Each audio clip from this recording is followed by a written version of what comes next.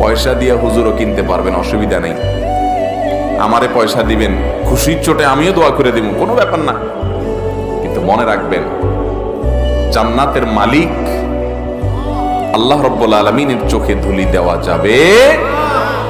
কিন্তু হ্যাঁ, এর মানে এই না যে যারা অন্যায় করে ফেলেছেন তাদের এখন আর মাফ করার পাওয়ার কোনো রাস্তা নেই, সেটা বলছি না। কিন্তু যারা জওয়ান বয়সে অন্যায় করে ফেলেছেন এখনো তাদের মাপ চাওয়ার রাস্তা আছে। আমার এক পরিচিত হাজী সাহেব আছেন, এখনো বেঁচে আছেন, অনেক বয়স হয়ে গেছে। 2003-4 সনের দিকের কথা। আমি তখন মিরপুরের মণিপুরে এক মসজিদে আমি ইমামতি করি।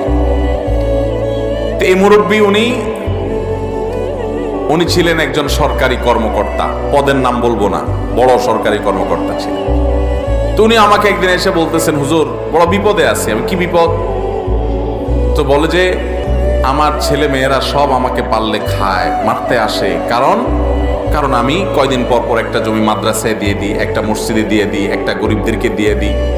এত জমি আমি ঢাকা শহরে বিভিন্ন জায়গায় আল্লাহ আমার জমি জমা দিছে, তো এগুলো যে মানুষকে দিয়ে দেই, গোটা জমি ধরে দিয়ে দিই। এই জন্য আমার ছেলে মেয়েরা বলে মানুষ এরকম দান করে। মানুষ দান করে 2000, 5000, 10,000 টাকা মসজিদ মাদ্রাসায় দেয়। তুমি যেভাবে গোটা জমি ধরে দিয়ে দিচ্ছ, এইভাবে দিলে তো আমরা ফতুর হয়ে যাব। এইভাবে দেও কেন? কারণ ছেলে মেয়েরা সব আমার বিরুদ্ধে খেপা, আমি কি করব? তো আমি বললাম, ছেলে মেয়ে যে খেপা এটা তো যৌক্তিক, তাদের খেপার কারণ আছে, আমি তো তাদের পক্ষে। আপনি এত দান করেন কেন? এত দান করতে তো আল্লাহ বলেন নাই।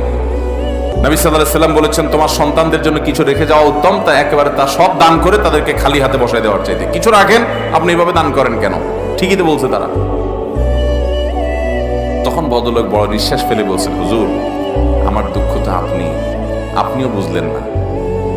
তাকে বলেন দুঃখ কি? বড় দুঃখ হলো, বাবারে যে কয় টাকা বেতন পাইতাম কোন রকম সংসার, ছেলে মেয়েদের পড়ালেখা টেনে টুনে পার হয়ে যাইত।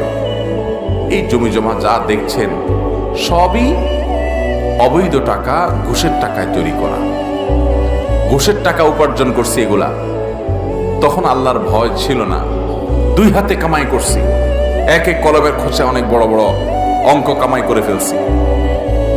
তো তখন ভয় ছিল না, করে ফেলছি। কিন্তু এখন আমি যখন বলছি 2003-4-5 কথা, তখন ওনার বয়স 70+, 70-75।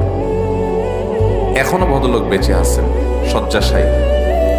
তো তিনি বলছেন যে, বাবারে এখন তো আমি সকাল বিকাল শুধু কবর দেখি সামনে।